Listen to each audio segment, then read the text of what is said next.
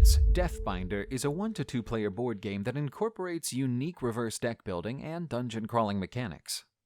As a character that wakes up within the ruins, you need to delve into the dungeon filled with different events and encounters. Organize everything according to the setup instructions. Now we are ready to play. Choose one of the top 3 adventure tokens to begin your journey. We have chosen our path and adventure token. We will have to resolve an encounter. To do so, we look at our taint tracker to check how many enemies we need to draw. It is 1. We draw 1 enemy card from the top of the enemy deck. Combat begins.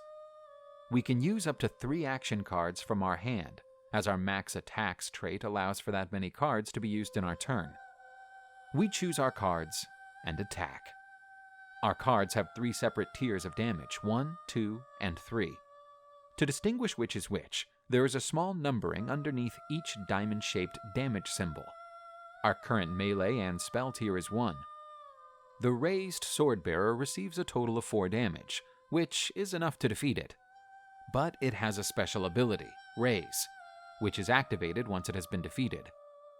Check icon near the ability means that we need to use Faith Token to decide whether it is successful or not.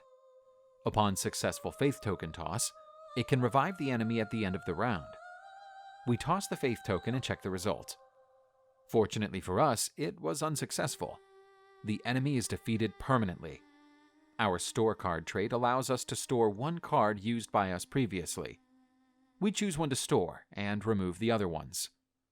We receive 1 experience point for defeating Raised Swordbearer, and for each resolved icon on the adventure token, we increase our taint level by 1. As we have completed all of the icons on the adventure token, the last step we have to do is to take the completed token off the map and check what side quest it offers to us. We turn it to its backside and decide if we wish to partake on this side quest. If we do, we place it in the designated area. Once we defeat 2 foes in the first turn, we will receive 4 experience points. We decide to partake on it. We go back to the map to decide on our next path. We can go left, right, or forward. We will continue our path and go forward. We will have to first resolve an encounter, then an event, and then rest to complete this adventure token and take it off the map. We look at our taint level. It still indicates 1 enemy. We draw 1 enemy card. We start the encounter by setting our starting defense to 1, and fill our hand by drawing action cards from the draw deck. We deal 1 damage, but because the enemy is vulnerable to spell attacks, we multiply the damage we dealt to that enemy by its vulnerability number. 2 times 1 equals 2. We deal 2 damage. Now we attempt to use Card's ability, Spell Weakness, to increase its vulnerability even further. We toss a Faith Token. It was successful. We increase the spell vulnerability to 3. Next, we attack with a melee card with an ability, Attack Potential. We increase this card's damage by the current character level trait. Our level is 1, so we deal a total of 2 melee damage to the enemy. We decide to not attack anymore and end our turn. The enemy turn begins. Fleshling attacks and deals 2 points of damage. The damage is first applied to defense, and when it drops down to 0, it is applied to health. For us, 1 damage is dealt to defense and 1 to health. We decide to store the card with attack potential and to remove the other one. End of combat round. Start of a new combat round. We fill our hand by drawing cards from the deck. We attack with a spell card with Shatter ability and deal damage. 3 times 3 equals 9. We deal a total of 9 points of damage due to vulnerability. Fleshling has been defeated. We discard it onto the defeated enemy pile. As we have used only 1 card this round, we could have stored it, but due to Shatter ability, it gets removed and cannot be stored. We increase our experience gained for defeating Fleshling by 3, making it a total of 4 experience points.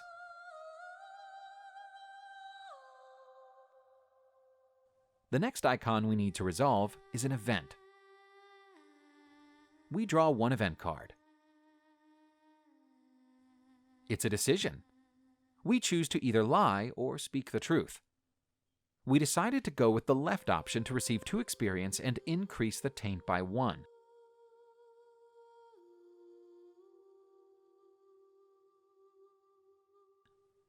As we have reached a skill icon on our experience track, we receive a skill card.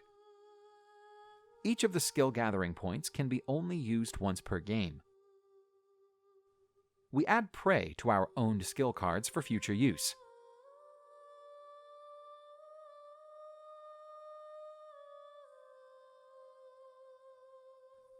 The last icon we need to resolve is Rest. It is part of the game where we can spend our hard-earned experience points on character trait upgrades and rest actions. We decide to upgrade our starting defense. Each new encounter from now on, we will start not with 1, but 3 points of defense. We pay the cost of 6 experience points. We could also use some of the rest actions to heal wounds, increase immunity, buy or remove a card. We don't find them now to be necessary and skip them. We resolve the last icon and see what side quest token has to offer. When we gain 2 experience points in an encounter, we heal 1. We place it onto our last free side quest area. For each icon on the adventure token, we increase our taint by 1. We will increase it by 3 spaces forward. We have completed another token. We go back to the map to choose another path. We can go left, right, or forward. We cannot go back in any circumstances. We decide to go right. Now what we need to do is to repeat all of the steps from the beginning. Remember to use turn order schematics until you reach the last adventure token at the bottom of the map.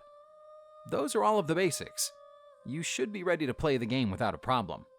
If in doubt, don't forget to refer to the instructions for a more in-depth explanation.